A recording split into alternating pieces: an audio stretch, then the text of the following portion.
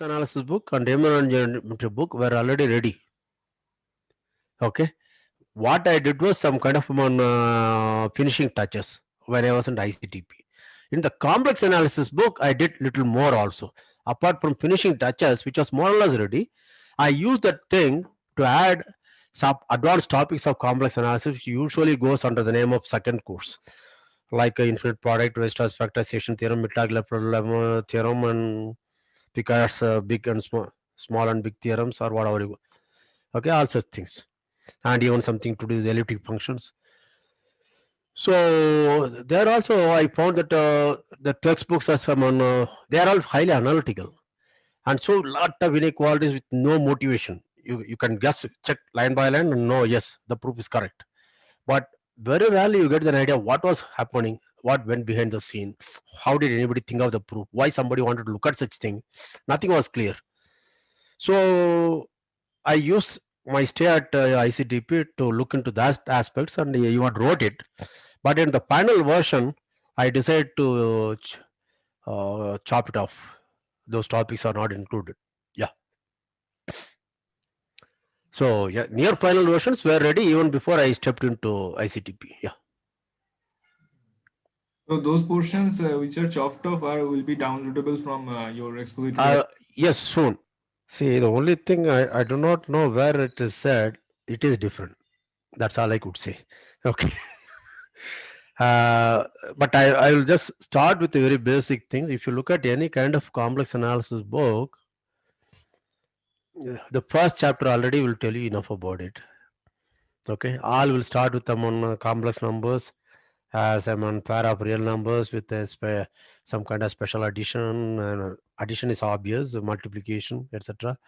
And then it's a field and order. It's not an ordered field, etc. Then Argon diagram, De Moivre's theorem, polar decomposition thing, representation of complex numbers. Then up to that, my book will also have. There is no problem.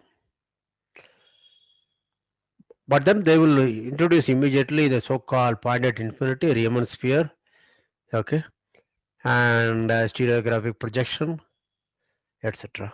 Mobius transformation. Then after that, yes, I'm coming. And then they will talk about Mobius transformation or fractional linear transformations or bilinear transformations or whatever the name is. Okay. And you do not know why you have to do those things at that point of time. Okay. So, I mean, then they will say, take one I at infinity and carry it map to 0 on 2, find a unique fractional linear transformation, take this to that, or some so all kind of jugglery. Okay. And that's not complex analysis. You need it, but not now. Okay. And so, what is complex analysis about? How do you reach quickly? Even in my book, you can see that I start with the basic complex number system, then talk about topology, perhaps metric notions, and then continuity, connectedness, compactness, and all that nonsense, and then again differentiation. But if a student has really done a good course in real analysis and basic ideas about metric space, he should directly jump into the chapter on differentiation. Okay, whenever needed, you should go back and read. Okay. So, for example, let me have a look at this because I don't remember the thing. Yeah. So that's the fifth chapter. Up to 50th, page 50, complex numbers, sequence and series, continuity, exponential function. I'll come to that a little later. Okay. But if you quickly want to go, I would say if your real analysis is good and some kind of basic ideas about metric space is good, you do not worry about connectedness, etc. at present. Even compactness, you don't worry about. Okay. You should and limit concept is understood, then you should go into differentiation. And there also, unlike many books, I start with differentiation from R to C, okay, then C to C, not directly C to C. It has a reason, but anyway. And next thing is, what I do is, since we had already in the earlier chapters, we have done something about a series, sequence of functions, series of functions, etc., power series. Then I introduce the notion of power series and the concept of analytic functions. And there, of course, power series we had already proved is infinitely differentiable in its disk of convergence. Therefore, you have a lot of functions. Then you introduce what is known as analytic function. See, earlier our analytic function is complex differential function, but in the modern notion is not that. Modern notion is that any function is analytic if it's locally a power series. Okay, in powers of z minus all power, yeah, z minus a power, something like that. Okay, and I also give an immediate example. It's a very trivial example, like 1 upon z on c star. That's analytic. Okay, analytic not in the sense of differentiation. It's locally can be represented. It also see the limitations of power series, why the power series radius of convergence comes. All those natural things occur.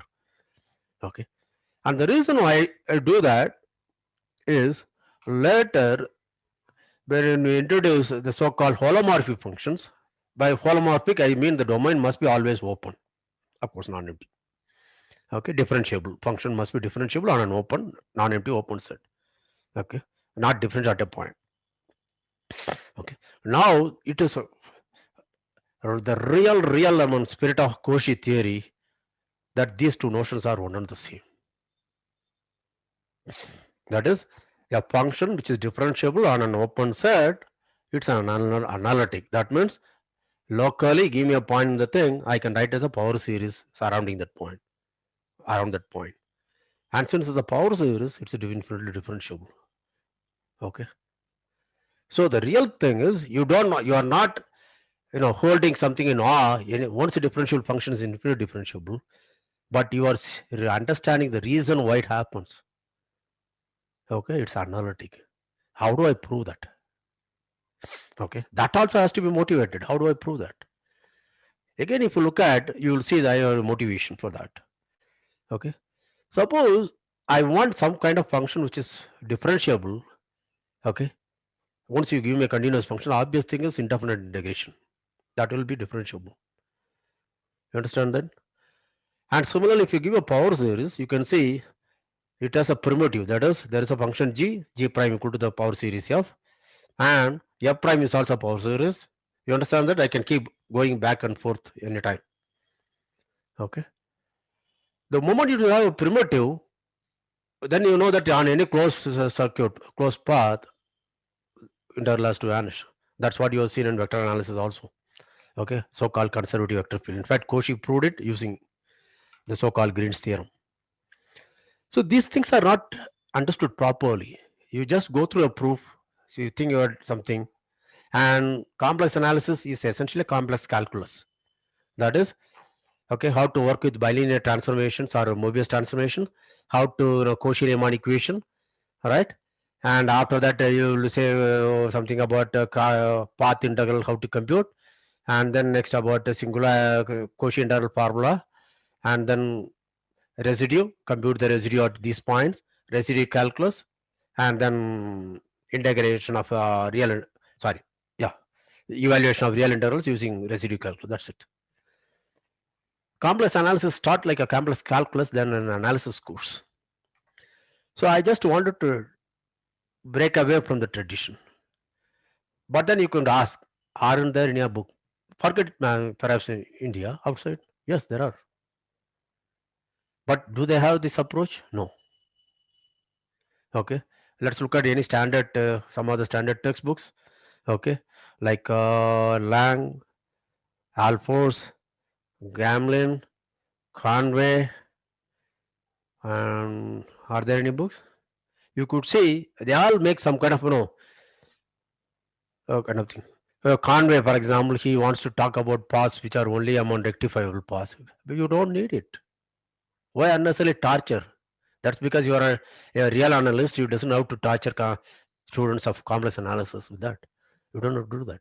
What all you require is piecewise smooth. Any result in complex analysis, that's all I need. So why do you do that? Okay. And similarly, if I remember right, it's about 30 years since I was looked at the book. Maybe he even assumes proves Cauchy theorem under C1, etc. Cauchy-Goursat theorem he relegates to an appendix or something. And see, Cauchy-Goursat is something fantastic. The earlier you do that, okay, it's kind of saves you a lot of time and energy. It also gives an insight. And it's a beautiful analysis also, geometry and analysis. So these are the things which are done. And let's look at Lang. And there is another thing which I should say, Hari Kartan. I think, I don't remember. Shamik, do you remember the exact name of Kartan's book? No, sir. Several, one and several complex variable or some such thing, right? You have seen that book? Yeah. No. Yeah. He, for example, in this book, he takes power series as a starting point, right? But then he doesn't come quickly to establish what I said. Analytic functions are equal to Cauchy's. But I'm sure he's a great mathematician. He understood what he was doing. But it may be at a higher level he wrote the book, not for a beginning student. And Lang tries to follow Hari Kartan that way. But he, in my opinion, he messes it up. You just have to look at his chapter. He gets into inversion of power series, this and that. I mean, makes a lot of computation, makes life more difficult. Okay. And Alphonse, I think he is a giant. Okay. It will be a kind of a heresy and blasphemy if I say something about his book. So I will refrain from that. Yes. Okay. There are a lot of things which I do not like about Alphonse. For example, including this kind of Riemann sphere and Mobius transformations. And then I do not understand his need to talk about finer Taylor expansions of a holomorphic function. You know, it's a analytic function, it's a power series. Okay, you're not worried about approximation problems and complex analysis there at that point of time. Okay, and similarly, so monodromy theorem, everybody knows that proof is very messed up, various kinds of stuff. It's an excellent book. It tries to, because his approach to complex analysis was geometric. Yeah, right. Elementary theorem, analytic functions of one or several complex variables. That's correct. Yeah. So his approach was geometric because his research was geometric, starting from Schwarz-Lehmann, hyperbolic things, etc. But then, I mean, he's a great research worker, but he could not bring himself to the level of students and make it more palatable. Okay. So if you can see, and there is another book which is multi-volume, Remote, I think, theory of functions or complex variable or whatever it is. Okay. He also may try to do, but you get you lose your patience because it two fat volumes, about 500 pages each. So you do not know where to look for, what to look for. So it may be a good reference book possibly. So I just wanted to say, in fact, twice when I taught MTTS, my starting point was power series, radius of convergence. Then immediately analytic functions, then path integral, Cauchy's theorem, and then prove using Cauchy integral formula. And again, if you notice in my book, I think Shamik has pointed out also, see, the Cauchy integral formula is the single most important tool when dealing with so-called holomorphic functions to look at their local behavior. You want to say something about local behavior of that? That's what it encompasses everything. Like for harmonic functions, it's a mean value theorem. Okay. So this Cauchy integral formula is nothing. It looks very surprising, but then any type of Cauchy integral will define an analytic function is what I proved. And Shamik said he found also in some other book that approach. Not some this particular theorem. I don't think that approach was there. What is it, Shamik? You said, right? I think Apostle, maybe. Apostle? Oh, see, I'm very surprised. Anyway, yeah, I look at it. Okay. So any kind of Cauchy type integral, I do not know the page number, but just to say, if there are people who look at it,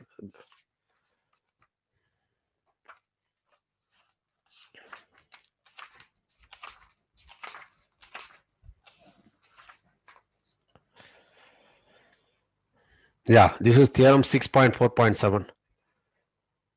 Gamma be any path, f be a continuous function on gamma, then define a Cauchy type integral fw by w minus z dw over the path gamma. Then outside the path, it's analytic. This is a fantastic result. It's a very elementary. You can prove it much as soon as. In fact, So when from Cauchy's theorem, once you derive Cauchy integral formula, then you know everything false. Okay, the entire Cauchy theory is standing in front of you. This kind of approach is not taken by other books. Apart from that, there are later also when we come with residue singularity, because most often singularity, when I was a student, the way you define poles, essential singularity, etc., or removed singularity was after defining Lorentz series. But when I was teaching, I found when I thought just to limit behavior is good enough. If f is not differentiable at z, then limit z going to f, the a of fz. How does it behave? Either the limit exists as a complex number, or the limit does not exist, or it tends to infinity, because there is a notion of infinity there you can define, so it tends to infinity. These three, that's good enough. You see that? A very, very geometric way of looking at. And then once you derive Lorentz series, then you can expand that too in terms of Lorentz series. Okay. And most important basic thing you will not see in any book is when you say complex analysis, I'm sure many of you are doing MSc, you will see teachers always cheat you. Argument, there is no, see, if you look at a complex non-zero complex number, you can have polar representation, mod z into e power I theta, but the theta is not unique. Very good. Now they will say, right, therefore for every z non-zero, I want a theta of z, so that z equal to mod z into e power I theta, theta of z.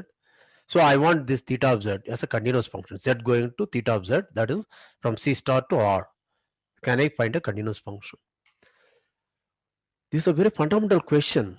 People only say you take this, come back, see, there is a 2 pi, therefore it's not continuous. This is a geometry. I also love geometry, this is correct. But I want a proof. You will see that there is a proof in my book. To the best of my knowledge, I have not seen many books which have this kind of thing. They will only hand wave argument. When you go through a unit circle, come back to 1, it picks up 2 pi. Okay. And okay, even assume there is a proof. I had given a proof, rigorous proof using intermediate value theorem. You will be surprised. This is the crux of the matter. See, the problem with complex analysis, as I said, the second aspect is the multivaluedness. Where does multivaluedness comes? Right. That's very easy. Suppose I write z equal to mod z e power I theta. If I want a square root, then I can simply define mod z to the power half, square root of mod z. It's a non-negative. Okay, that's a very good. Then e power I theta by 2. That's also very good, etc. Right. So what is the difficulty? Where does multivaluedness come? So how do you deal with it? So the very interesting thing, this is again, to the best of my knowledge, I have gone through at least 30-40 books, not thoroughly. See, whenever I do something, after I do, I look at other books to see whether I missed some point or whether they have done it better. Okay, that's the reason, so that I can learn from them. I have not seen them. The very interesting thing is, once you give a domain away from 0, I want to talk about logarithm as a holomorphic logarithm. That is, z going to log z. This function from C to C must be a holomorphic function on that open set. Okay. And what prevents, can you guess? Argument. If you can give even a continuous argument on this domain, that is, you use an open set away from 0 in C star, and I take z going to log z. I want to make it I want to define the notion of logarithm. Okay, fix one, what you call branch of logarithm, whatever it is. Okay, when I say logarithm, it means z going to fz is a logarithm if e power fz equal to z. That's it. That's my definition of logarithm. Let us say I want f to be holomorphic. So the existence of holomorphic logarithm is equivalent to existence of continuous argument. Can you believe that? For z going to theta of z is a continuous function, such that z equal to mod z to e power theta of z, e power I theta z. If you can do that, That's it. You get a Holomorph logarithm. You see that is a fantastic result. That's never emphasized in books. And why these are equivalent is you have to do inverse function theorem. That's also explained. So if you really look at, there are a lot of subtle points. That's why it's a kind of, in my Facebook post, I didn't want to include the preface, unlike my Riemann and geometry. Because in this preface, there are too many subtle technical results which I'm quoting, which you may not find in a single textbook. Even if you take union, I do not know. Okay, I doubt it. Okay, so these are the kind of things which is explained. You can see many of you might have got the book. You would have seen. I would like this kind of thing. All the results which I'm quoting, etc. So these are the kind of things which is very different. So the approaches thing. And the fundamental to all these things is what I said in the first starting point of the professor and the back cover. See, when most of the books on complex analysis were written before 60s, just about early 60s, one before that. And people now, the book has become a Bible, like Rudin has become a Bible, almost become a Bible. Okay, Harman has become a Bible, Mankras has become a Bible for that book, etc. That subject. And people are afraid to take a different viewpoint. Okay. And nothing in the world can survive if you think one viewpoint is good enough, and okay, one religion is good enough, one party is good enough, one man is good enough, okay, one principle is good enough, then things will decay. Okay, there should always be a challenge. Right or wrong, try to do that. Okay. Now coming to that, see, when they wrote those books, the notion of topology was not well understood. It was in the beginning. Okay. So a lot of things were kind of hazy. So they have to talk about metric space, topology, open sets, etc., etc. But now, with modern curriculum, students are exposed to metric spaces in BSc. So they already know something about continuity, convergence of sequence, open sets, compactness, etc. Even a little bit of connectedness. If you want to just review quickly. So with the improved background, you should assume that and then go ahead and take them to a higher level rather than what was done in 50s and 60s. You do the same thing. And that's the crux of the matter. You look at the Riemann sphere. So when you wanted to say C union infinity, you are attaching a new point, okay, extra point. You want to talk about topology. Okay. At that time, Riemann had an ingenious idea of saying that you take the North Pole, okay, and then the rest of that will be homeomorphic to in modern language. Of course, homeomorphism didn't exist. It's a complex plane. Therefore, C union infinity, the topology can be thought of as the topology of the sphere. Okay. But now any student knows one point compactification. And ours is a very concrete example here. And in fact, you will see why I want to deal with, okay, when I want to deal with the behavior of the function at infinity, you are substituting 1 by z and then try to look at limit z goes to 0. All of you who did complex analysis would have found out. Why do you have to do that? Now you will see those things are explained. Because my union, okay, C union infinity, I am topologizing. I do the 1 point compactification and then say, how do I look at? I make it actually a manifold. I don't get psyched. All those things are done very, very explicitly. And that's also a starting point. Okay. So we are in 21st century. Why should we learn late 19th century and beginning of 20th century?